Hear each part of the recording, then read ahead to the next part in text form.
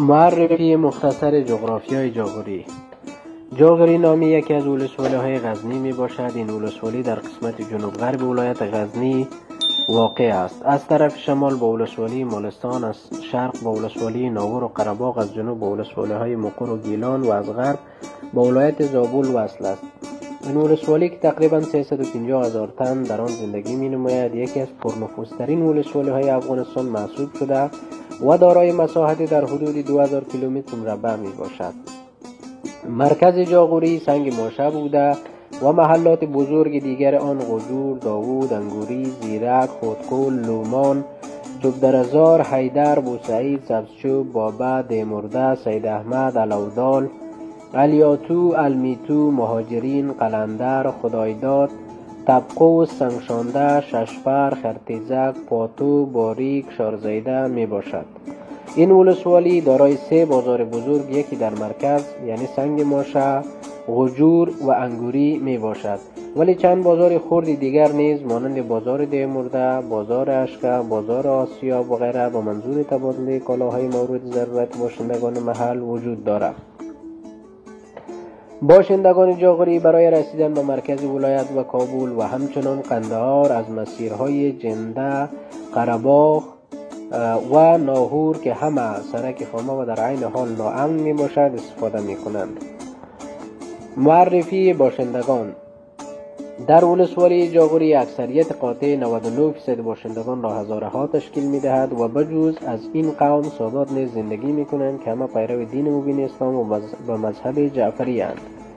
هزاره های این ولسوالی از لحاظ قومی به 4 دسته تقسیم می شود که عبارتند از آته، گیری، باغچری، ازدری که هر کدام در ساحات تقریبا مشخص و معین زندگی می کنند. پیشه اصلی مردم را زراعت و مالداری تشکیل می دهد. با وجود خشکسالی های اخیر حاصلات زراعتی بنا به گفته های مسئولین محلی قناعت بخش نمی باشد. وضعیت صحت. در مجموع ولسوالی جاغوری 8 مرکز صحی وجود دارد که 3 بابا آن در مناطق انگوری، بابه و المیتو، مرکز صحی CHC که اصولاً باید قادر به تحت پوشش قرار دادن 30 الی 60 هزار نفر باشند و امکانات نیز به همان اندازه موجود باشد و متباقی BHC الی 30,000 نفر می باشد، ولی مراکز صحی متذکره حتی قادر به تحت پوشش قرار دادن 5,000 نفر از لحاظ تجهیزاتی و در عین حال تشکیلاتی نمی باشد.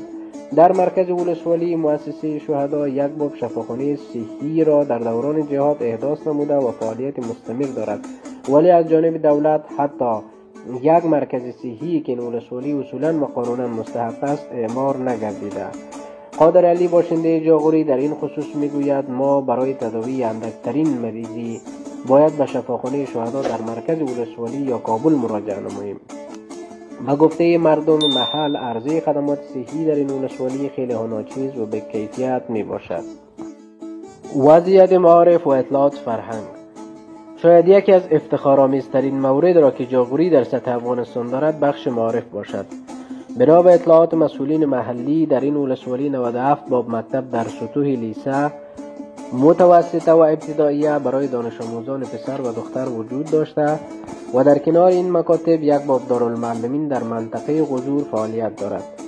با آنکه از لحاظ کمی خیلی خوشبینانه است و تعداد زیادی دانش آموزان که در حدود 40,000 تن میرسد مصروف فراگیری علم و دانشند و سالانه حدود 1000 تا 1500 تن آنان شامل امتحان کنکور برای راهیابی به مؤسسات تحصیلات عالی می شوند، ولی از لحاظ کیفی و امکانات آموزش و پرورش در حد خیلی پایین قرار دارد. اکثریت مطلق و قریب به کل مکاتب در این ولسوالی فاقد تجهیزات لابراتواری و کتابخانه است. تعداد زیادی از مکاتب تعمیر کافی و لازم برای تدریس ندارد. با وجود موجودیت مکاتب هنوز هم تعداد زیادی از اطفال مجبورند فاصله زیادی را در بعض مناطق پیاده روی نموده تا به مکتب برسند. با آنکه مردم جاغوری در علم دوستی شهرند و مسئولین معارف سعی خود را می نمایند، ولی تحمل بار سنگین مزد آموزگاران بر علاوه معاش دولتی بر گردن مردم، کمبود آموزگاران مسلکی خصوصا خانم‌ها، عدم حمایت حکومت محلی از برنامه‌های آموزشی به طور درست و کمبود کتب آموزشی خصوصا برای دوره لیسه از چالش‌های جدی فراروی آموزش و پرورش محسوب می‌گردد. حدود 70% جاغوری سواد خواندن و نوشتن دارند و این ولسوالی بیشترین آمار قبولی در کنکور سراسری افغانستان را دارد. مردمان جاغوری زبان و فرهنگ غنی دارند و برعکس سایر مهاجرین افغانستانی اکثرا لهجه و آداب و رسوم خود را حفظ می کنند. مهاجران این ولسوالی اغلب استرالیا را معمل دوم خود انتخاب کردند که در آنجا نیز با تشکیل نهادها و انجمنها هویت افغانی و هزارگی خود را حفظ کردند. در مورد نام این ولسوالی چندین نظریه از محققین غربی مطرح شده است، اما نزدیکترین نظر به واقع آن است که جاغوری به معنای جای غوریان است.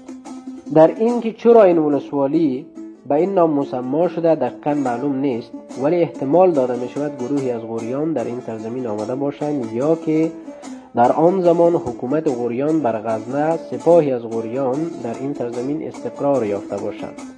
جغرافیا: جاغوری ها در مناطق المیتو، لومان، جلگه، سنگ ماشه، دره ارغنداب، ناوه گیری، بابه و هیچه و رشته کوههای گلکو ساکن هستند. قلمرو این ولسوالی از شمال به مولستان، از شرق به قره‌باغ و ناور، از غرب به گیلان و ارزگان و از جنوب هم به مقر و زابل منتهی می شود. ساختار جاغوری به صورت کلی متشکل از 3 دره است که تقریباً به موازات هم قرار گرفته و از شرق به غرب امتداد یافتند.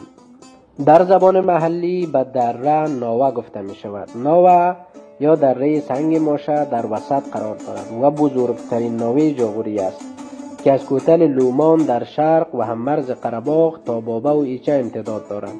در شمال ناوه سنگ ماشه ناوه المیتو قرار دارد که از خاربید در شرق تکالغو و تلقندی هم مرز پشی در غرب امتداد پیدا کرده است. در جنوب ناوه سنگ ماشه ناوه گیری قرار دارد که در آزای آن از زیرک تا هدقل است. از هر یکی این ناوه ها دره‌های منشعب می شود که خانوارهای از مردم جاغوری را در بر گرفتند، مانند دره حیدر که از ناوه سنگ ماشه منشعب شده و دره الاودال که از انتهای دره المیتو منشعب شده است. از داخل ناوه المیتو رودخانه نیز جریان دارد. این رودخانه در خاربید با رودخانه مالستان یکجا می شود و از پایین دره تبرغنک پیش خورده به ناوه سنگ ماشه می ریزد که به دریای سنگ ماشه معروف است. این رودخانه سرانجام به دریاچه ارغنداب می ریزد.